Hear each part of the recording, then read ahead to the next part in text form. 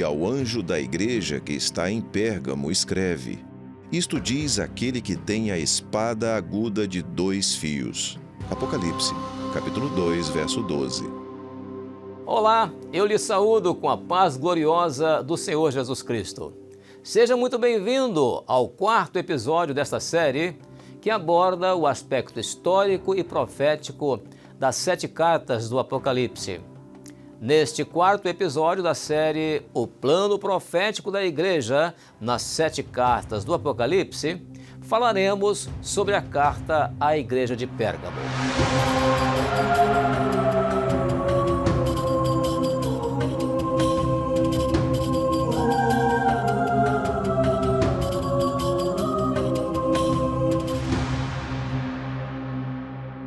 Éfeso era a principal cidade da Ásia Menor, mas Pérgamo era a capital desde 282 a.C. Era a sede do Império Romano na Ásia Menor. O nome pergaminho está relacionado à cidade de Pérgamo devido à sua indústria de um pergaminho antigo que era preparado de peles de animais em Pérgamo, daí o nome pergaminho. Este tipo de pergaminho era utilizado pelo povo para escrever os seus livros. Havia inclusive aqui em Pérgamo uma biblioteca que chegou a acumular 200.000 livros ou rolos aproximadamente, isso nos tempos bíblicos do Novo Testamento. Os próprios apóstolos mencionam nas suas cartas a existência de pergaminhos que, por certo, eles usavam para escrever para as igrejas. Segundo Timóteo capítulo 4, verso 13, o apóstolo Paulo dá uma informação assim. Portanto, historicamente, o pergaminho surgiu em Pérgamo como uma nova forma de escrita. Essa forma de escrita foi para substituir o papiro do Egito, que naqueles dias estava em fase de escassez. E o período histórico desta igreja é um período que vai de 313 a aproximadamente 600 depois de Cristo.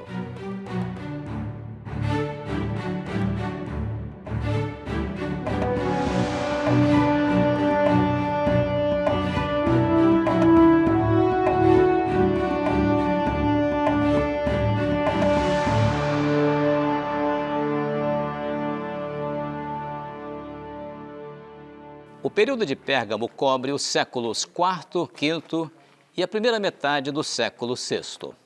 Como as portas do inferno não puderam prevalecer contra a igreja com as perseguições, trataram de corrompê-la e colocá-la em compromisso com o Estado. Com isto, foram introduzidos na igreja pagãos não convertidos e que conservaram parte das suas ideias religiosas. Esse paganismo, introduzido na igreja, foi tirando a força espiritual da igreja.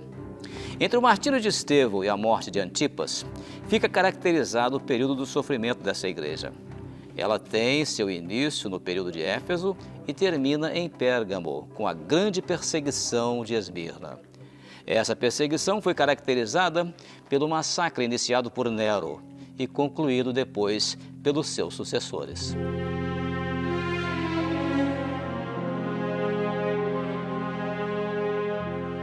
Pérgamo é uma palavra grega composta de um prefixo grego, per, que significa através de, e a palavra gamos, que significa casamento. Portanto, o nome Pérgamo significa através de casamento. O que, na verdade, no sentido profético, ocorreu um casamento pervertido. A igreja de Pérgamo foi envolvida por uma manobra inesperada do adversário, porque ele usou o seu trono para oferecer à igreja uma trégua tão almejada. O envolvimento da igreja com o paganismo oficial do Império Romano foi tão patente que Constantino, em 313, não teve dificuldade em fazer o casamento pervertido, que foi a união da igreja com o Estado. A mistura do joio e do trigo dá seus resultados e ambos crescem junto, conforme afirmou o Senhor Jesus na parábola, quando ele disse: deixai crescer ambos juntos até a ceifa. Cristianismo e paganismo, trigo e joio crescendo juntos.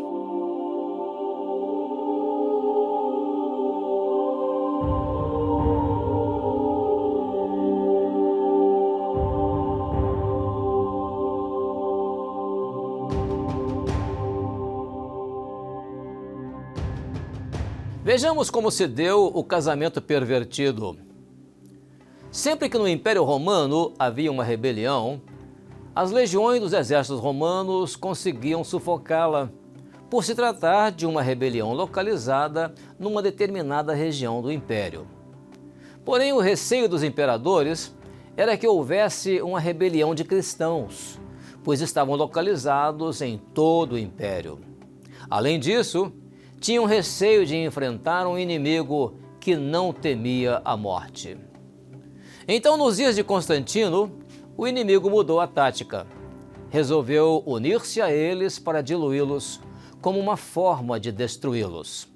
Esse casamento da igreja com o Estado se deu no ano 313 d.C., quando o imperador Constantino promulgou o Edito de Milão. Ele proclamou o fim das perseguições aos cristãos que já vinham ocorrendo em diversas regiões do Império Romano.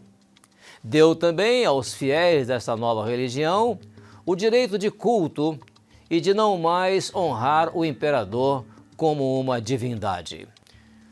Isso permitiu que pagãos se convertessem ao cristianismo através do batismo, criando assim o slogan "O cristão se faz pelo batismo". Isso contrariava o ensino bíblico de que o cristão se faz pelo novo nascimento. Constantino trouxe para dentro do cristianismo a massa humana infectada pelo paganismo. Milhões de pagãos penetraram no meio dos cristãos, fazendo-os ficar dispersos. Para uma igreja que vai viver um contexto como este, de união com o Estado, Jesus se intitula como aquele que tem a espada aguda de dois fios. Apocalipse capítulo 2, versículo 12. Lembrando que a nossa abordagem está sendo feita no sentido profético.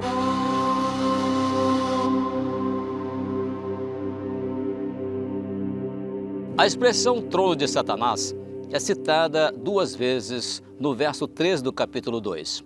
Segundo alguns comentaristas da Bíblia, essa citação refere-se ao fato de que Pérgamo possuía templos dedicados a vários deuses. Pérgamo foi um dos mais antigos templos dedicado à religião do Estado, um templo ao culto ao imperador. Havia em Pérgamo também um templo a Esculápio, ou Asclepion, cujo deus era a serpente. As pessoas vinham a esse templo atrás de curas.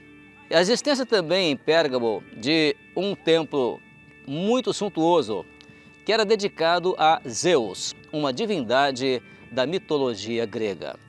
Todavia, a expressão trono de Satanás, no sentido profético, refere-se a quando o trono da Igreja de Jesus passou a ser ocupado por Constantino e depois por uma sucessão de líderes religiosos com prerrogativas de mandantes universais.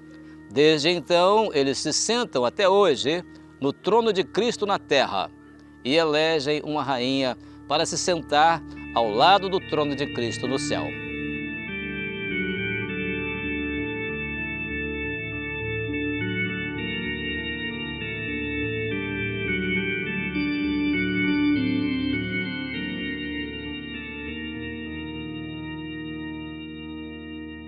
Na carta a Pérgamo é citado o nome de Antipas, um remanescente fiel que conservava a fé e confessava o nome de Jesus. E retens o meu nome, e não negaste a minha fé, ainda nos dias de Antipas, minha fiel testemunha, o qual foi morto entre vós, onde Satanás habita. Apocalipse capítulo 2, versículo 13. Essa lealdade estava ligada ao nome de Antipas, a última testemunha do período do sofrimento em Esmirna.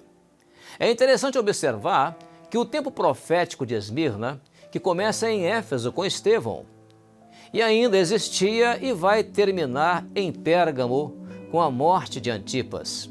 Aqui terminou então o período profético de Esmirna. Lembrando que a nossa abordagem está sendo feita no sentido profético.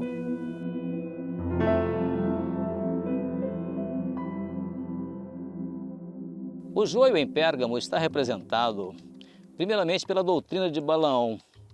E isto é exatamente o que está ligado ao profissionalismo religioso, ou melhor dizendo, o profissionalismo interessado apenas no benefício material, ou o ministério que está voltado para o benefício material.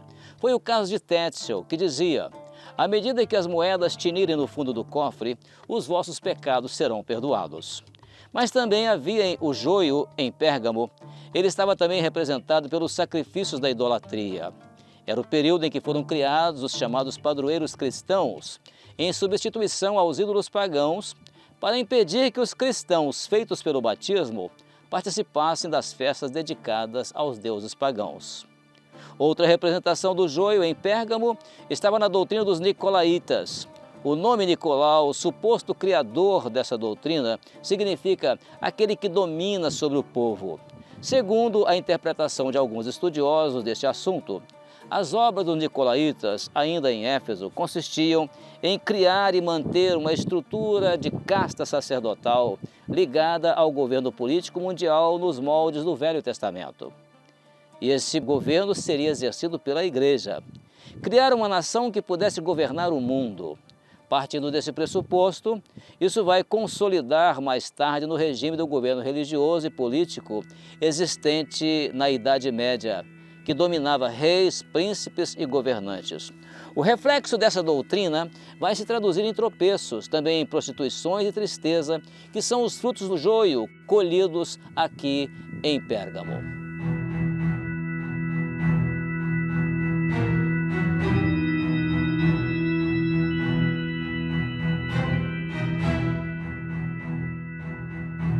Vejamos como o nicolaísmo vai se estruturar em Pérgamo.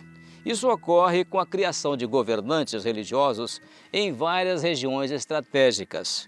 Por exemplo, havia um em Roma, outro em Jerusalém, outro em Alexandria e outro em Cartago da Península Ibérica, além daquele que ficava em Constantinopla, aqui na Turquia. Assim se deu o processo de organização eclesiástica desde Constantino até Gregório I no ano 590 d.C., passando pela queda do Império Romano em 476 d.C., quando da invasão dos bárbaros. Como as nações bárbaras não tiveram hegemonia de governo mundial, então a estrutura eclesiástica existente já estava preparada para assumir esse governo. Por isso, a expressão "as obras dos nicolaítas em Éfeso" eram representadas pelo joio. Mas o joio cresce e em Pérgamo se transforma em doutrina. Por isso a expressão doutrina dos nicolaítas. O que em Éfeso era uma obra ou uma ideia dos nicolaítas, em Pérgamo vai se tornar uma doutrina. Doutrina rejeitada em Éfeso, porém aceita em Pérgamo.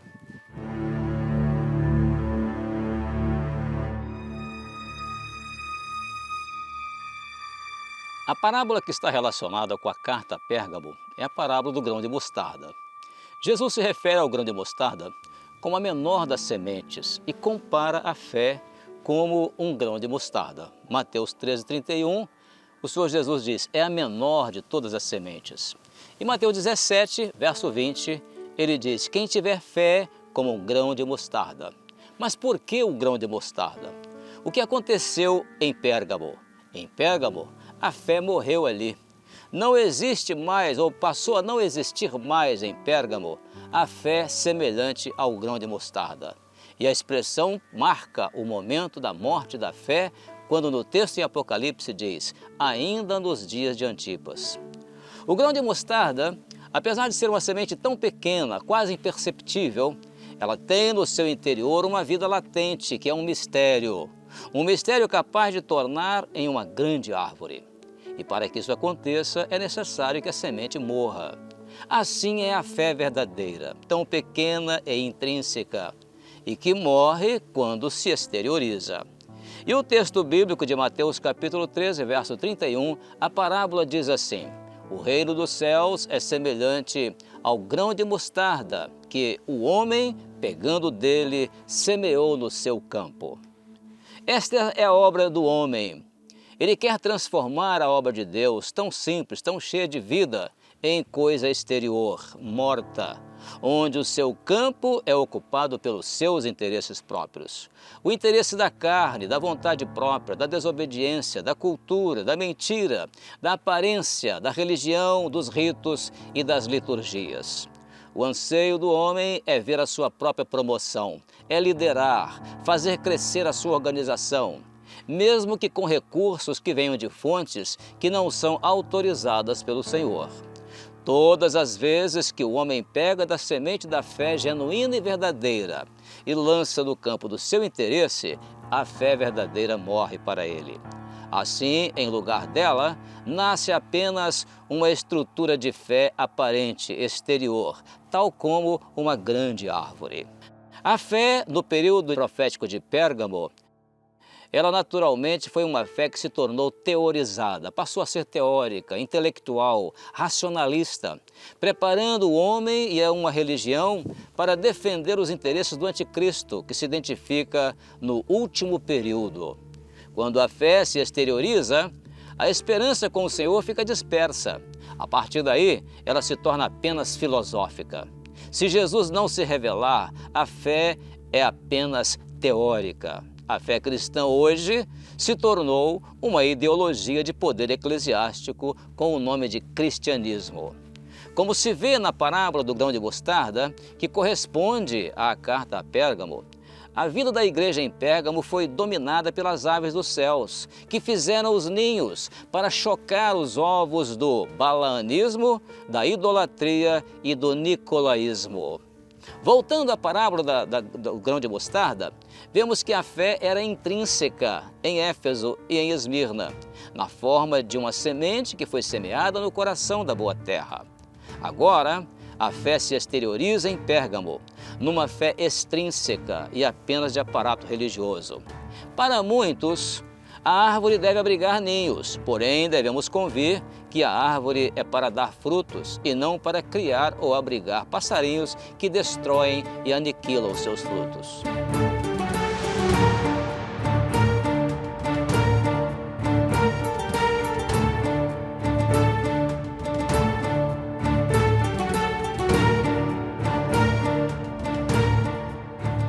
A ênfase da operação do Espírito Santo em Pérgamo é o espírito de inteligência, como Isaías capítulo 11, verso 2 fala, e repousará sobre ele o espírito de inteligência.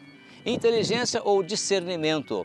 E vamos ver a confirmação disso no capítulo 2, verso 14 e 15, quando ele fala: aborreço a doutrina de Balaão, aborreço a doutrina dos nicolaítas e aborreço a doutrina da idolatria. Em Pérgamo, a operação do Espírito Santo de inteligência ou discernimento levou os fiéis a não se deixar enganar pela estrutura eclesiástica dominante, ainda que às custas de duras perseguições. A esta igreja, o Senhor Jesus fez 4 promessas. A primeira é: em breve virei a ti e contra eles batalharei com a espada da minha boca. Ali estava a profecia sobre a reforma religiosa do século XVI, que viria mais tarde como uma promessa do Senhor de consolo para a igreja fiel, quando a espada estaria na mão de Lutero. Depois, a segunda promessa: darei a comer o maná escondido, que é a palavra de Deus que deve ser revelada pelo Espírito Santo.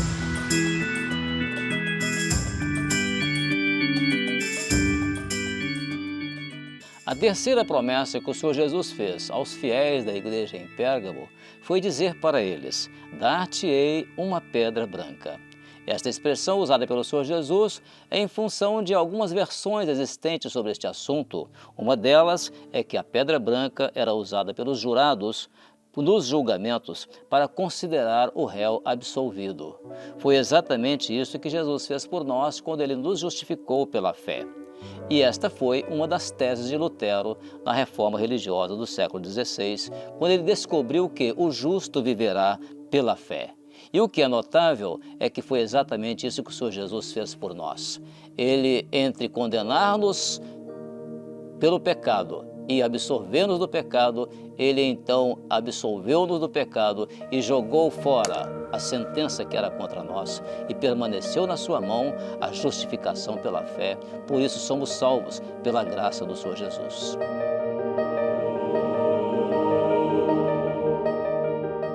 E a quarta promessa que Jesus fez foi dizer que na pedra escreverei um novo nome. Esse novo nome é o nome daquele que está escrito no livro da vida. E agora sim, o cristão é resultante de uma conversão verdadeira e não um cristão feito pelo batismo. A carta termina com uma exortação. Quem tem ouvidos, ouça o que o Espírito diz às igrejas. Apocalipse, capítulo 2, verso 17. Então encerramos aqui este quarto episódio da série O Plano Profético da Igreja nas 7 Cartas do Apocalipse. E lhe esperaremos no nosso próximo episódio, quando falaremos a respeito da carta à Igreja de Tiatira. Até lá, a paz do Senhor Jesus.